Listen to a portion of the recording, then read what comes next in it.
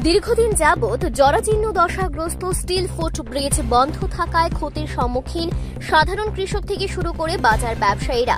গত 20 জুন 2011 সালে সোনামুড়া নগর পঞ্চায়েতের অন্তর্গত শহরের মূল বাজারের সঙ্গে গোমতী নদীর দক্ষিণ পাড়ের মানুষজনের যাতায়াতের সুবিধার্থে তৎকালীন বাম সরকারের মুখ্যমন্ত্রী মানিক সরকারের হাত ধরে উদ্বোধন হয়েছিল সোনামুড়া বাস বাজার সংলগ্ন স্টিল ফুটব্রিজ।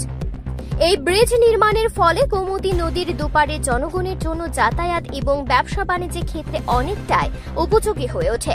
বিগত কিছুদিন যাবৎ এই ব্রিজটি ব্যবহারের ক্ষেত্রে মহকুমা প্রশাসনের তরফ থেকে নিষেধাজ্ঞা জারি করা হয়, কেননা বৃষ্টিতে জং ধরে যাওয়ায় সৃষ্টি হয়েছে বড় বড় ফাটল, আর সেটা হয়ে উঠেছে ঝুঁকিপূর্ণ।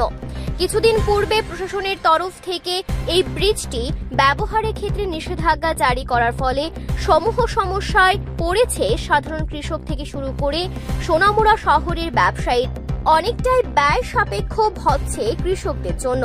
অপরদিকে এই ফুটব্রিজটি বন্ধ থাকায় সোনামুড়া শহরের মূল বাজারে এর প্রভাব পড়েছে বলে অভিমত ব্যক্ত করলেন বাজার ব্যবসায়ীরা।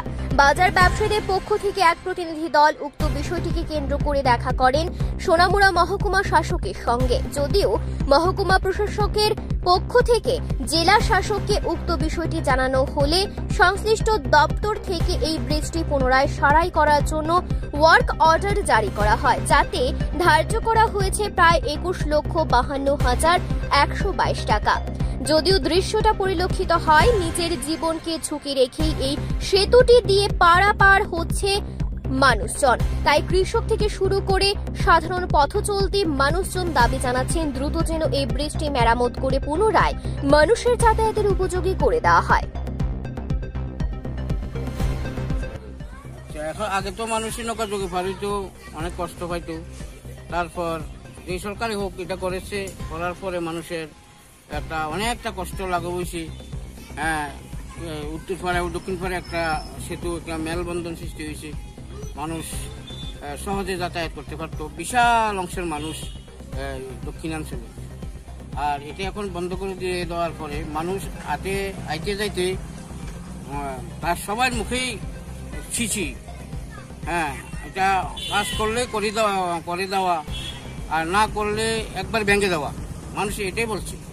তো আমরা চাই এটাকে ভেঙে দিয়ে স্থায়ীভাবে একটা যাতে সুন্দর একটা ব্রিজ যাতে করা হয়, করলে মানুষ একটু সুবিধা হবে আসা যাওয়া করতে। ব্যুরো রিপোর্ট, সোনালী ত্রিপুরা নিউজ।